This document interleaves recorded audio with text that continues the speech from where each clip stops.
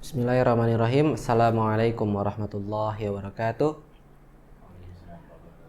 Alhamdulillahi wa kafa wa sallallahu ala nabiyyina mustafa wa ala alihi wa ashabihi ahlu siddiqi wal wafa. Amma ba'du. Rabbana zidna ilman nafi'an warzuqna fahman kamilan. Amin ya rabbal alamin. Alhamdulillah, pada hari ini insyaallah kita akan lanjutkan lagi tentang hadis yang kedua setelah sudah kita bahas tentang hadis yang pertama pada pertemuan sebelumnya. Insya Allah kita akan membahas kelanjutan dari hadis arba'in yang kedua. Temanya tentang iman, Islam, ihsan. Dan ini juga merupakan hadis yang lumayan panjang. Jadi kalau misalkan bagi murid-murid sekolah, pesantren-pesantren yang make buku hadis arba'in ini sebagai bahan pembelajaran, kalau disuruh dihafalin, kemungkinan hadis kedua ini hadis yang dihafalinnya bagian belakang-belakangan karena cukup panjang teks hadisnya. Insya Allah kita akan masuk kepada teks hadisnya langsung. Kita baca pada hadis yang kedua. An Umar radhiyallahu ta'ala anhu aidan qala bainama nahnu julusun inda Rasulillah sallallahu alaihi wasallam zata yaumin idh tala'a alaina rajulun syadidu bayadi thiyabi syadidu sawadi sya'ri la yura alaihi atharus safar wa la ya'rifuhu minna ahadun hatta jalasa ila nabiyyi sallallahu alaihi wasallam fa asnada rukbatayhi ila rukbatayhi wa wada'a kaffayhi ala fakhidayhi wa qala ya Muhammad akhbirni anil Islam. Faqala Rasulullah sallallahu alaihi wasallam al-islamu an tashhada an la ilaha illallah wa anna muhammadar rasulullah wa tuqimus shalah wa tu'tiyaz zakah wa tasumu ramadan wa tahujjal baita in istata'ta ilaihi sabila. Qala sadaqta. Fa'ajibna lahu yas'aluhu wa yusaddiquhu. Qala fa akhbirni anil iman. Qala an tu'mina billahi wa malaikatihi wa kutubihi wa rusulihi wal yaumil akhir wa tu'mina bil qadari khairihi wa syarrihi. Qala sadaqta. Qala fa akhbirni 'anil ihsan. Qala an ta'budallaha ka'annaka tarahu fa in lam takun tarahu fa innahu yaraka. Qala fa akhbirni 'anis sa'ah. Qala mal mas'ulu 'anha bi'a'lama minas sa'il. Qala fa akhbirni 'an amaratiha. Qala an talidal amatu rabbataha wa antaral hufatal 'uratal 'alata ri'a asya'i yatatawaluna fil bunyan. Summa talaqa falabistu maliyan. Summa qala ya Umar atadari manis sa'il? Qultu Allahu wa rasuluhu a'lam. Qala fa innahu Jibril atakum yu'allimukum dinakum. Rawahu Muslim. Diriwayatkan oleh Imam Muslim. Dari Umar radhiyallahu taala anhu aidan. Nah, di sini ada kata aidan karena di hadis yang pertama periwayatnya juga sama, yaitu Umar bin Khattab. Karena ini masih dalam satu kitab dan kemarin yang hadis pertama diriwayatkan oleh Umar, nah di sini juga sahabat yang meriwayatkan itu juga Umar bin Khattab, maka ditambahkan ada lafaz aidon di dalam hadis yang kedua ini. Qala bainama nahnu julusun inda Rasulillah sallallahu alaihi wasallam. Jadi ketika suatu hari para sahabat duduk bersama Nabi Muhammad sallallahu alaihi wasallam, duduk di sekitar Nabi sedang dalam menuntut ilmu. Zata yaumin ittala'a alaina rajulun syadidu bayadi thiyabi syadidu sawadi sya'ri. Datanglah seseorang yang pakaiannya amat sangat putih, bersih, putih, rapih. Wa syadidu sawadi sya'ri, dan rambutnya putih, rambutnya hitam, klimis juga rapih. La yura alaihi atharus safar. Enggak ada tanda-tanda habis melakukan perjalanan. Wala ya'rifuhu minna ahadun. Dan tidak ada di antara kami yang mengetahui siapa orang tersebut yang baru datang. Jadi ketika para sahabat sedang bersama Nabi, berada di sekitar Nabi, sedang menuntut ilmu bersama Nabi, tiba-tiba datang seseorang dengan pakaian yang rapih, pakaian yang bersih, rambut yang rapih, tertata, dan tidak ada tanda-tanda habis perjalanan. Nggak ada juga para sahabat yang tahu siapa orang yang baru datang ini. Karena ketika para sahabat sedang belajar bersama Nabi, kalau misalkan orang itu datang pakaiannya lusuh, pakaiannya kotor, rambutnya berantakan, itu pasti orang sedang melakukan perjalanan atau setelah melakukan perjalanan yang sangat panjang. Jadi para sahabat wajar kalau misalkan ada orang yang datang, para sahabat tidak tahu dengan pakaian yang tidak rapi. Itu sahabat wajar aja kalau misalkan ada orang yang datang tapi para sahabat tidak mengetahui dengan pakaian yang tidak rapi. Tapi ini dengan pakaian yang rapi, rambut yang rapi, tidak ada tanda-tanda bekas perjalanan, dan para sahabat nggak ada yang kenal. Nah, kalau misalkan kita hidup di lingkungan yang sekiranya kita sering ngaji sama ustadz, pasti kita kenal orang-orang yang sering ngaji sama ustadz gitu. Dengan ustadz yang sama, dengan pengajian yang sering kita lakukan, tiba-tiba ada seseorang yang datang. Nah, kalau misalkan orang ini tidak dikenali oleh para jamaah di pengajian tersebut, itu sangat wajar. Nah, pada zaman dahulu, ketika pakaian itu belum banyak yang rapi, cara nyetrikanya juga belum seperti sekarang, juga menata rambutnya nggak kayak seperti sekarang. Dengan pakaian yang sangat rapi dan rambut yang sangat rapi, itu aneh bagi para sahabat tidak mengetahui orang yang baru datang kepada Nabi Muhammad SAW. Fasnada rukbataihi ila rukbataihi wa wada'a kaffaihi ala fakhidaihi. Kemudian setelah orang tersebut itu datang kepada Nabi Muhammad, mendekati kepada Nabi Muhammad, orang itu langsung duduk di hadapannya Nabi Muhammad SAW, meletakkan dua lututnya di depan lututnya Nabi Muhammad SAW. Wa wada'a kaffaihi ala fakhidaihi. Kemudian meletakkan telapak tangannya ala fakhidaihi, di atas paha. Nah, di sini ada perbedaan pendapat antara di pahanya Nabi Muhammad atau di pahanya orang tersebut. Karena di sini disebutkan ala fakhidaihi. Hi-nya itu adalah kalimat dhamir, kata ganti. Jadi ada yang meriwayatkan hi-nya ini kembali kepada orang yang baru datang, yaitu malaikat Jibril. Kemudian ada juga yang menyebutkan bahwasannya dhamirnya ini kembali kepada Nabi Muhammad. Jadi datang, lututnya berhadap-hadapan dengan lutut Nabi, kemudian tangannya orang yang baru datang diletakkan di atas pahanya Nabi Muhammad SAW.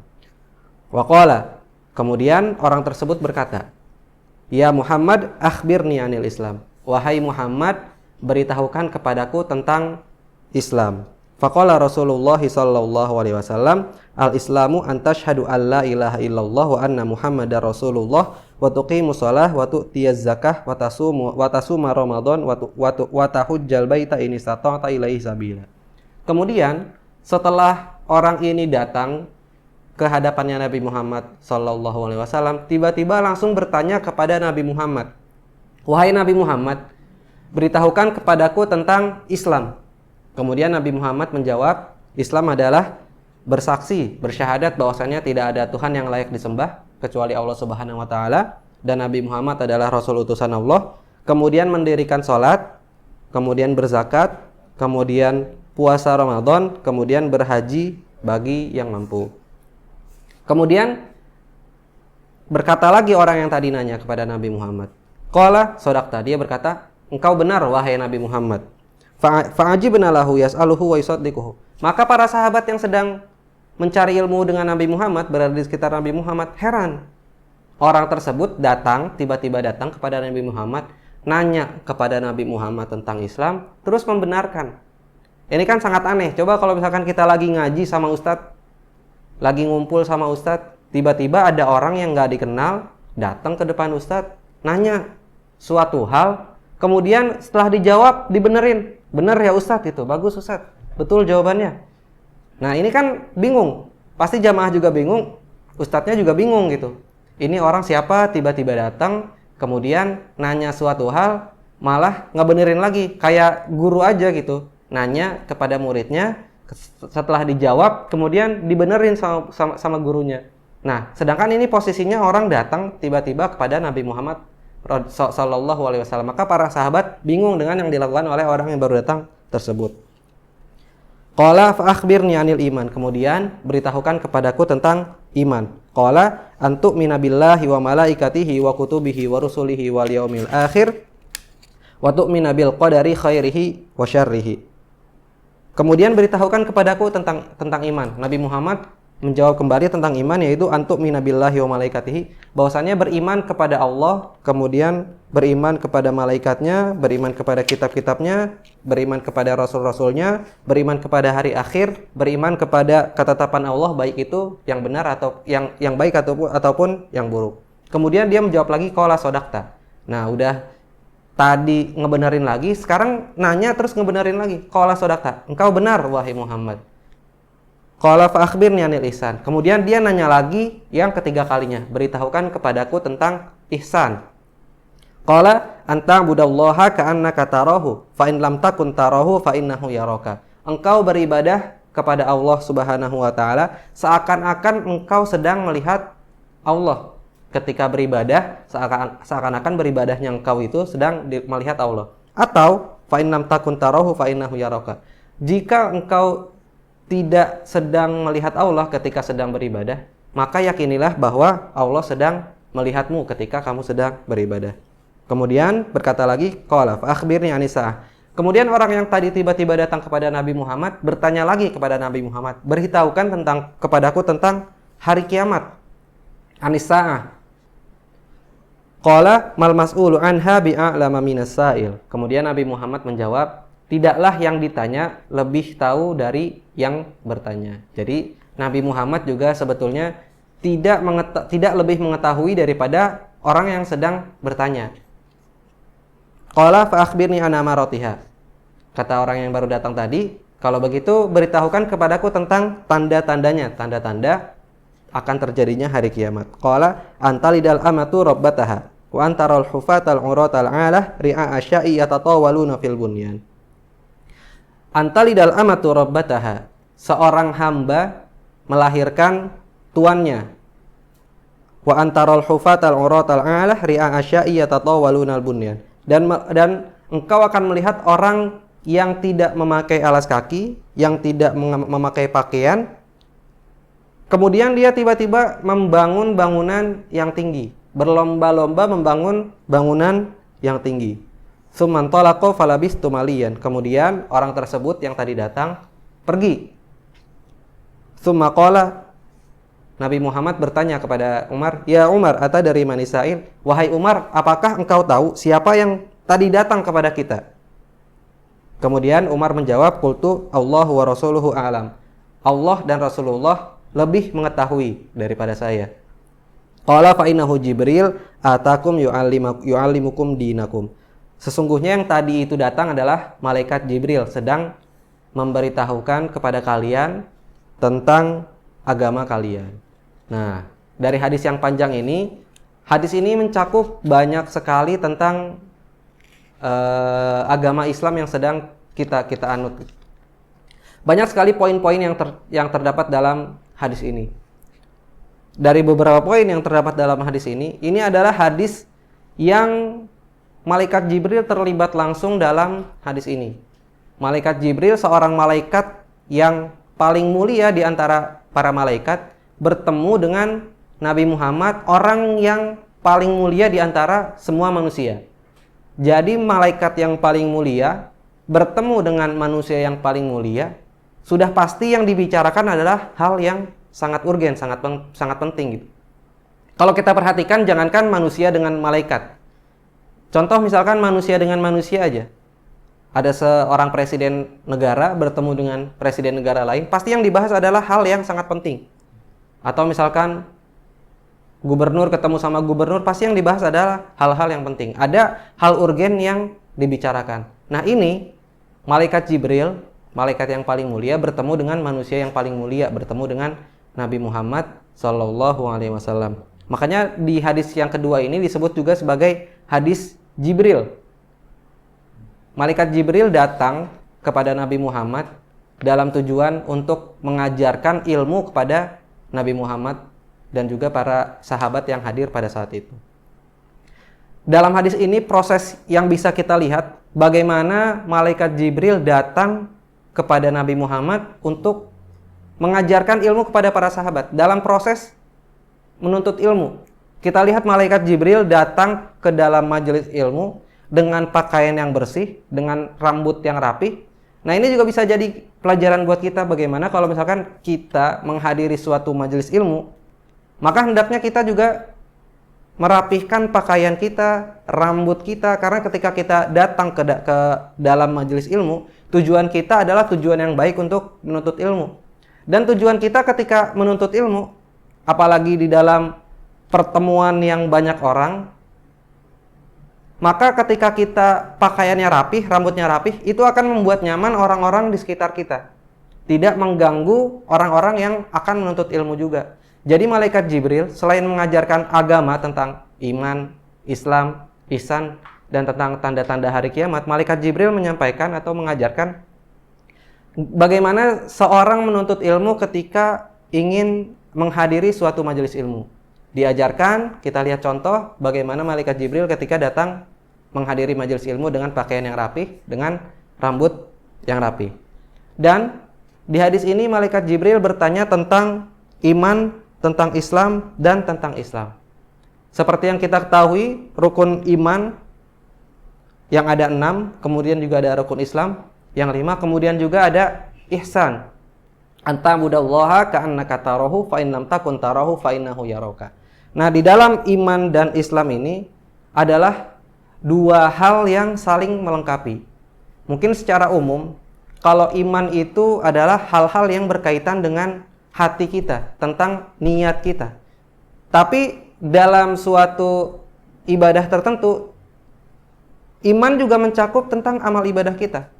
At-tasdiq bil qalbi, kemudian iqrar bil lisan, kemudian amal bil jawarih atau amal bil arkan. Jadi bagian dari proses pengamalan itu juga merupakan bagian dari iman. Jadi diyakini di hati, diucapkan di lisan, kemudian diamalkan dengan anggota tubuh, bagian dari iman juga. Dan ketika kita meyakini iman kita, itu terutama iman kepada Allah, itu harus dilandasi dengan iman yang betul dan iman yang kuat. Harus meyakini bahwasannya Allah itu adalah Tuhan kita. Kemudian kita juga harus beribadah kepada Allah Subhanahu wa taala dan tidak boleh menyembah selain kepada Allah Subhanahu wa taala. Kemudian di dalam Islam, secara umum mungkin Islam adalah bagaimana seorang hamba ketika melakukan amal ibadah secara zahir dengan anggota tubuhnya. Tapi tidak melulu bahwasannya Islam itu adalah amal ibadah yang dilakukan oleh seorang hamba. Ada juga amal ibadah yang dilakukan secara hati, secara lisan. Seperti kita tahu, rukun Islam yang kedua adalah rukun Islam, bagian dari rukun Islam adalah syahadat kepada Allah Subhanahu wa taala dan Rasulullah. Anta syahadu alla ilaha illallah. Dan itu adalah amal dengan hati dan juga amal dengan lisan. Jadi tentang iman dan Islam ini adalah saling melengkapi. Kemudian yang tidak terlepas dari iman dan Islam ini juga adalah tentang ihsan. Tentang bagaimana seorang hamba ketika beribadah kepada Allah seakan-akan ibadahnya itu sedang melihat Allah. Atau kalau misalkan tidak merasa sedang melihat Allah, maka ketika dia beribadah itu adalah sedang diperhatikan oleh Allah. Bagikan seperti kalau misalkan kita melakukan aktivitas, ada CCTV, ketika kita sedang kerja, ternyata ada CCTV, merasa dipantau oleh atasan atau dipantau oleh orang lain, pasti pekerjaannya akan lebih serius dan lebih semangat. Beda kalau misalkan nggak ada CCTV. Nah, ini ketika orang sudah mencapai derajat ihsan, ketika orang itu beribadah, bahkan ketika di dalam satu ruangan yang cuma dia sendiri aja, nggak ada orang lain di dalam ruangan itu, dia selalu merasa bahwasannya ketika dia melakukan ibadah, dia merasa memerhatikan Allah ataupun diperhatikan oleh Allah Subhanahu wa taala. Maka ketika kita sudah mencapai 3 derajat ini, iman, Islam, ihsan, insya Allah kita sudah mengamalkan amal-amal di dalam hadis yang kedua ini. Kemudian ada satu poin penting juga di dalam hadis yang kedua ini, malaikat Jibril menyampaikan tentang tanda-tanda hari kiamat. Tentunya tanda-tanda hari kiamat yang disampaikan di dalam hadis ini adalah tanda-tanda kiamat yang sugro, yang kecil-kecilnya aja, bukan tanda-tanda kiamat kubro. Kalau tanda-tanda kiamat kubro seperti turunnya Nabi Isa, turunnya Imam Mahdi, keluarnya Dukhon, dan lain-lain. Dan di dalam hadis ini yang disampaikan adalah tentang tanda-tanda hari kiamat yang kecil-kecilnya aja. Yang pertama adalah antalidal amatu rabbataha. Seorang hamba melahirkan tuannya. Nah, ini secara harfiah mungkin bagaimana mungkin gitu. Hamba melahirkan tuannya. Jadi tuannya dia lahirin sendiri. Kalau misalkan secara harfiah, mungkin praktek ini, kondisi ini terjadi di zaman dahulu ketika budak itu masih berlaku gitu. Nah, di zaman ini budak sudah tidak berlaku. Jadi kalau misalkan kita lihat konteks seperti zaman sekarang, antalidal amatu rabbataha, ini tafsir dari para ulama menafsirkan bahwasannya seorang ibu melahirkan anak yang menjadi rajanya ketika dewasa atau ketika dia beranjak dewasa. Jadi seorang ibu melahirkan anak yang dididik dari bayi, dibesarkan dari bayi, tapi ketika si anak sudah besar, ketika sudah mempunyai otak, memiliki akal untuk berpikir, kemudian anak tersebut malah membantah kedua orang tuanya, tidak nurut kepada orang tuanya. Padahal di Al-Quran disebutkan bahwasannya kita berkata uf saja, wala taqul lahuma uf. Berkata, kalau misalkan di konteksnya Indonesia mungkin gitu. Malas nggak mau. Ibu aja. Itu kalau misalkan kalimat itu keluar dari seorang anak dan menyakiti seorang ibu, itu sangat berdosa bagi anak ketika melakukan hal tersebut. Sakit hatinya ibu ketika mendengar anaknya membantah dengan kalimat yang menyakiti ibunya. Maka kalau misalkan kita lihat di konteks zaman sekarang, apakah tanda-tanda ini sudah terjadi? Ya kita lihat sudah ada, apalagi banyak itu. Mungkin di antara kita semua mungkin merasa juga bahwasannya pernah melakukan pembangkangan atau membantah apa yang diperintahkan oleh orang tua. Jadi ini sebagai warning bagi kita. Ini hanya tanda-tanda kecil. Kalau misalkan tanda-tanda kecilnya sudah terjadi, maka yang selanjutnya adalah tanda-tanda yang besar. Kemudian tanda yang kedua adalah wa antarul hufatal uratal ala ri'a asya'i yatatawaluna fil bunyan. Seorang yang kebiasaan hidupnya tidak memakai alas kaki, pakaian cuman secukupnya. Kemudian dalam beberapa saat ketika orang ini udah punya uang, udah punya harta, rizki, ternyata uangnya dipakainya buat berlomba-lomba dalam meninggikan bangunan. Ya kita bisa tanyakan kepada diri kita sendiri atau kita lihat di sekitar kita, apakah di sekitar kita orang-orang tetangga kita saling berlomba-lomba dalam mendirikan bangunan? Jawabannya kemungkinan besar iya. Atau konteks besarnya antara negara-negara yang kaya, negara-negara yang uangnya banyak, apakah mengeluarkan uangnya itu dengan tujuan mendirikan bangunan setinggi-tingginya? Jawabannya iya juga. Seperti di beberapa negara, uangnya banyak dipakainya buat lomba-lomba bikin bangunan yang paling tinggi. Jadi orang-orang memantau negara tersebut